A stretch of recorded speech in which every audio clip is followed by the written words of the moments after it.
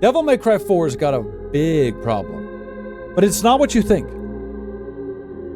Everybody typically says that the problem with Devil May Cry 4 is that it didn't have enough time in the oven, and that Dante's half of the game isn't fleshed out, and you just play through Nero's part of the game backwards as Dante.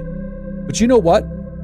I don't even think that's the problem. If I had my way, I wouldn't even want them to go in and flesh out Dante's parts more to match Nero's parts and have him have his own like half of the game.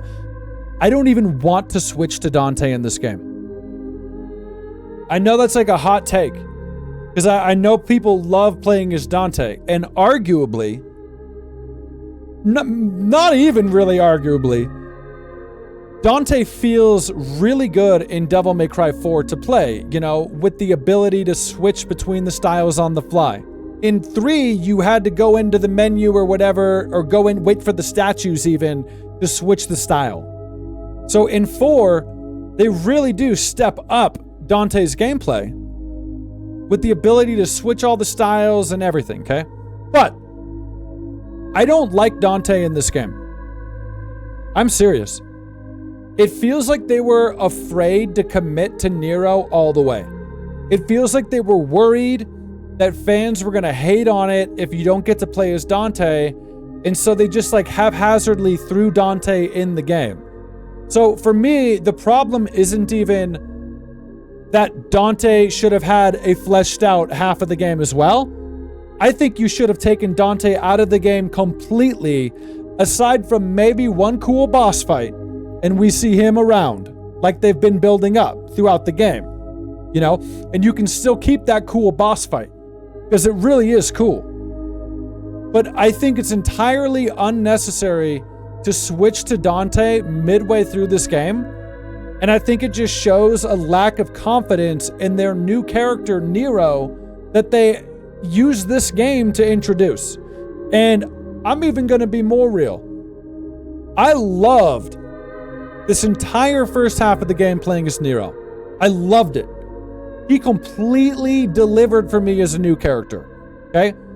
I think, now, we just did Devil May Cry 1 and Devil May Cry 3, and then now I'm doing Devil May Cry 4. So I've got this context all fresh in my brain, right? And of course, 1 and 3 are amazing games, and they still do hold up.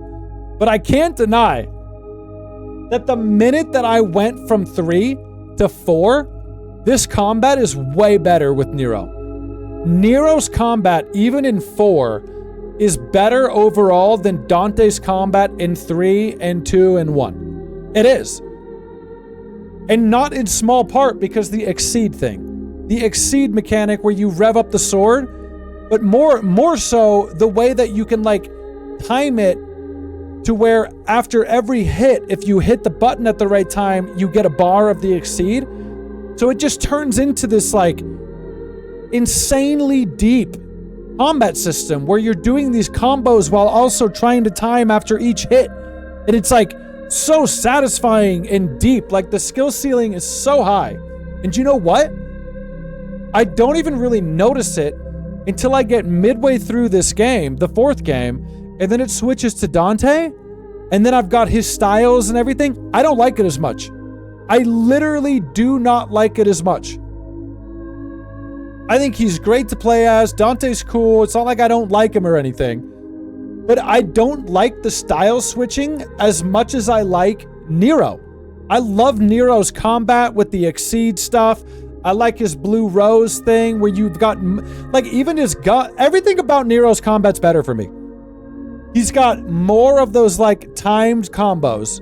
He's even got air timed combos.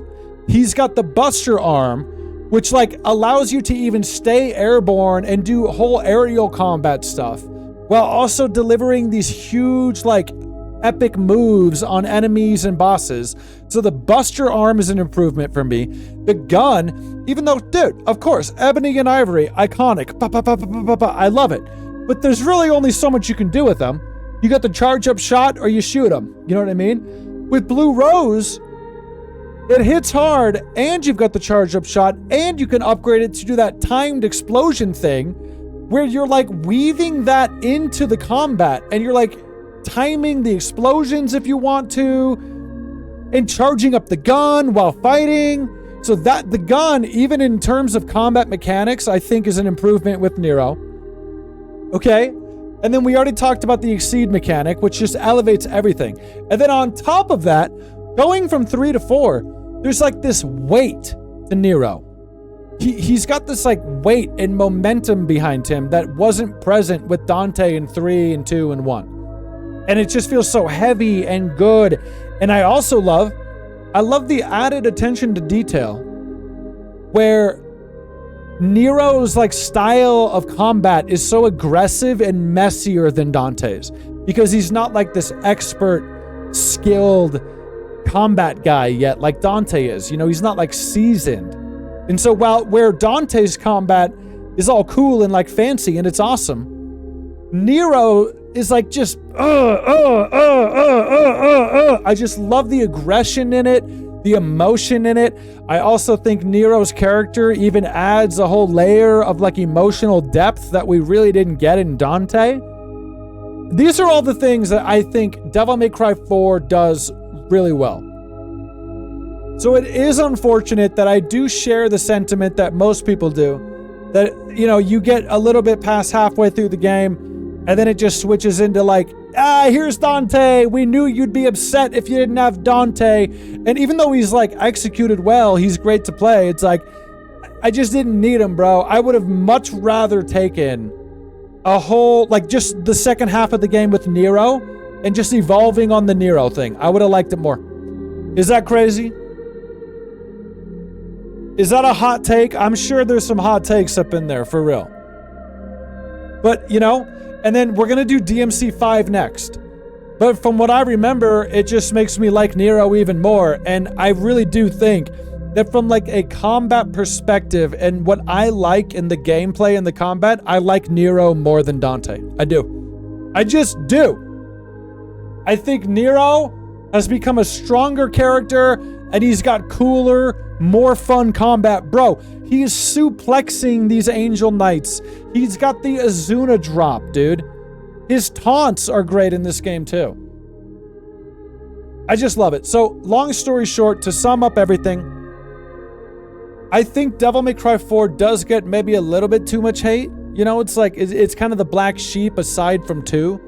It's like it didn't completely drop the ball, but it also didn't completely knock it out of the park. It's like it was on the way to, in my opinion, it was on the way. There was nothing really that wrong with the beginning. But then the minute that it turns into just backtracking all the same missions again as Dante, it just becomes tedious and I just didn't need it. I wanted just more time with Nero, more unique levels, more unique enemy encounters and bosses with Nero is all I needed. They should have had more confidence in my boy.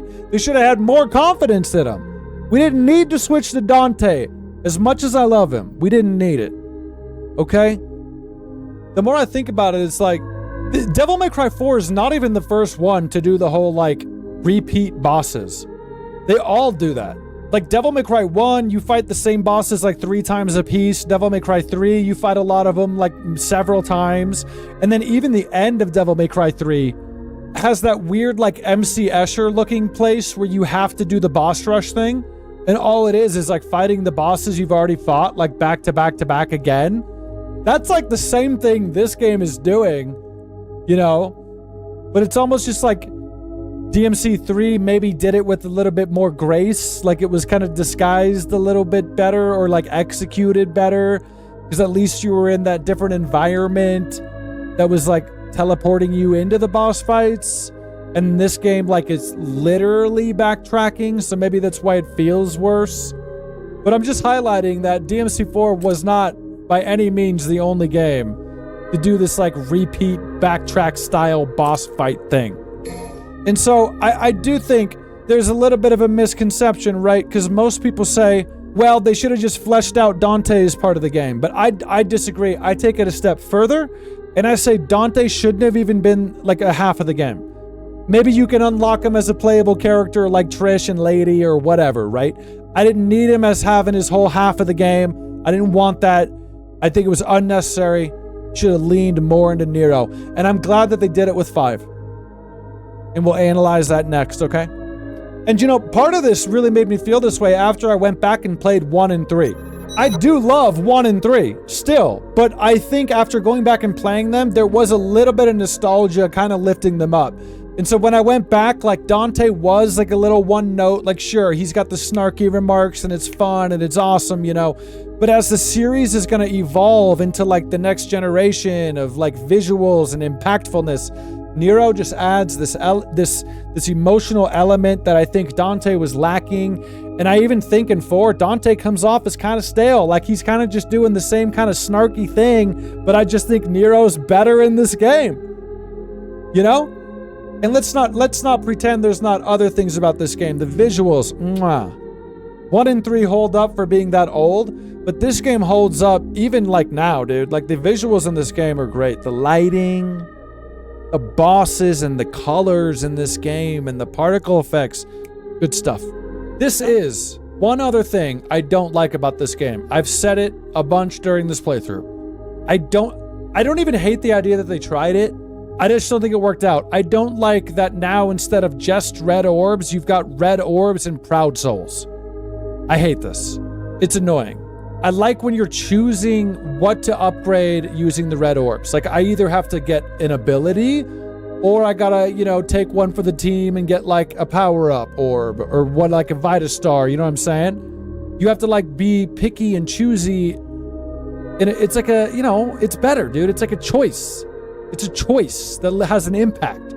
This is just like, okay, I just need Proud Souls and I can only use Proud Souls to upgrade these, and then I can only use red orbs to get items. I don't like it.